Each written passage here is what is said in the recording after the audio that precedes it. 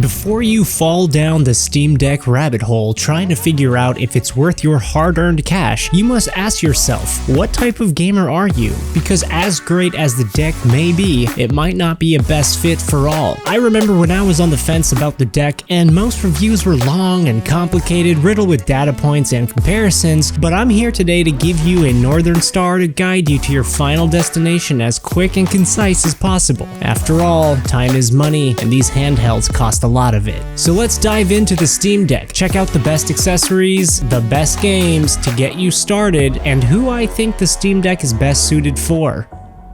First things first, the biggest deciding factor is what type of games are you looking to play. If you're the type of gamer who wants to tackle the latest and greatest AAA games, I hate to burst your bubble, but most if not all these handhelds aren't the best bet unless you absolutely need something more portable than a laptop. The Steam Deck isn't the most powerful handheld and it will struggle trying to tackle most AAA games even at the lowest settings. Even the Ally X will have trouble at the higher settings, although it's much more manageable with lower to medium settings for some decent gameplay, but at that price point, it's very hard to justify the cost to performance ratio. With current technology, we're in that middle ground where we're just not there yet for a perfect handheld experience. The next question you want to ask yourself is, are you a PC gamer and do you already own a gaming PC? Because if you already own a good gaming PC, the idea of spending $800 for a handheld just doesn't really make sense when you can stream games off of that PC to your Steam Deck. However, if you do not have a gaming PC and you're looking to get into PC gaming, I would suggest picking up the Ally X. It's a fantastic device to get you started in PC gaming.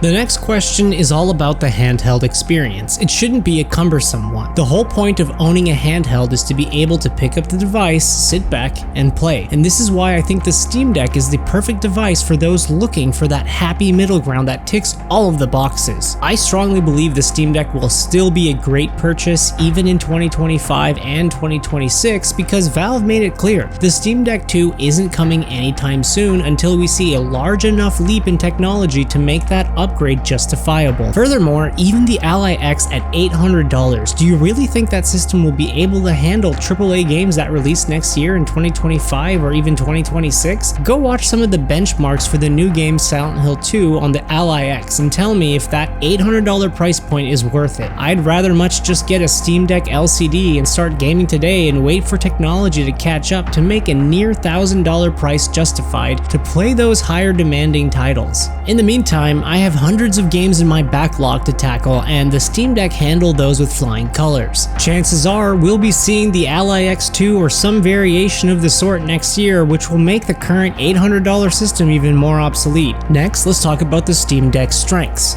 It's a console-like experience. It has a great UI and fantastic support from Valve. The Steam Deck is highly optimized with portability in mind. The battery life is amazing, especially considering that I can tweak the power settings for less demanding games. The next point, if not the biggest point, is the quick suspend and resume functionality. If this doesn't push you over the fence, I don't know what will. Being able to play games and then at any moment's notice put it down, let it sleep, and then pick up where I left off seamlessly is a must-have for portable devices.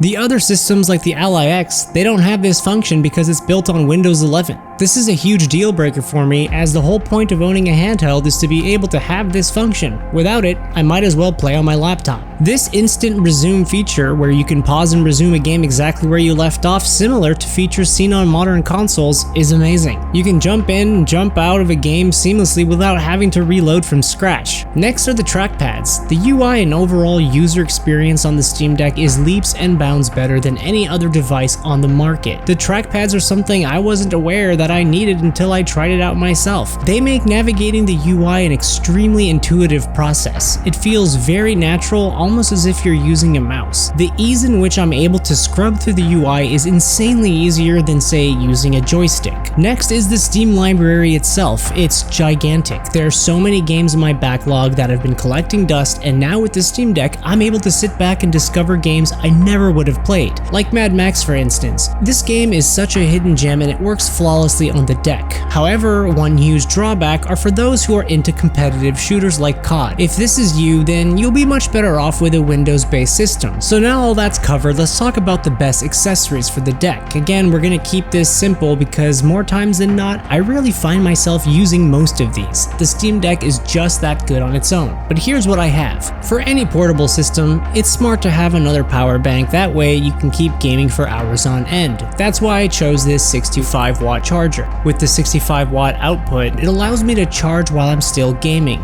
With this, I never run out of juice during traveling. Next is a fast charger. The Steam Deck quick charging brick is fine for at home, but it's not quite portable due to the size. That's why I picked up this sleek fast charger which fits into my sling bag with ease. Next is a dongle to connect to other accessories and to be able to send a feed to an external monitor for a console-like experience. I also got these cool trackpad protectors and these thumbstick covers, but these aren't really necessary, they're just cool in my opinion. And lastly, this portable keyboard for when I'm in desktop mode that makes life a lot easier, however, it's not a necessity. So lastly, if you finally bought a new deck and it's time to play some games, here are some recommendations to get you started. In the #1 spot is Koromon. It's a Pokemon-like RPG that I found to be absolutely amazing. If you're into these types of RPGs, it's a great successor to the genre and the depth and art design is great. Second is Killer Frequency, an amazing game to kick back and relax with. The fun story sets you up as a radio jockey new to a small town where there's a serial killer on the loose. With the police low on manpower chasing after the villain, they leave you in charge to handle their emergency call line as you try to save the townspeople and bring this mysterious killer to justice. I had a fantastic time playing this as the story is engaging, the music is great, and the overall gameplay is perfect for a handheld. In the third spot is Mad Max. This game absolutely kicks ass. Trust me, if you haven't played this and you're a fan of the Batman series, you'll feel right at home with this one. In the fourth spot are two games, Proteus and Doom, both fantastic first-person shooters that run absolutely amazing on the Steam Deck. In fifth place is Signalis. This creepy game really pays homage to the old survival horror games and the art design is perfect. This is a highly recommend in my opinion. In sixth place is Titanfall 2. For all the FPS lovers out there, this game runs very well on the deck and has been sitting in my backlog for some time. If you haven't checked this one out yet, try it on the deck. It plays amazing. And lastly, this isn't necessarily a game, but it allows you to play a ton of games, is called Emulation Station. This is an all-in-one emulator and it's fantastic for the deck, allowing you to emulate all of your favorite consoles with ease. The deck has now become my go-to for PS2 emulation. So with that, the deck is just the perfect device that I see myself still playing next year and beyond. I doubt I'll be shelling out more money in the near future for another handheld PC of this kind until technology catches up with these extremely demanding AAA titles. Hell, my main PC had a lot of trouble playing Alan Wake 2 at the highest settings, let alone a handheld. If anything's getting upgraded, it's gonna be my PC first and foremost, because we all know as the years progress, these games are getting crazier and crazier and the graphical demand is becoming higher and higher. So what do you think? Are you gonna get a deck? Let me know in the comments if you agree or disagree with this take, and like always, thanks for watching.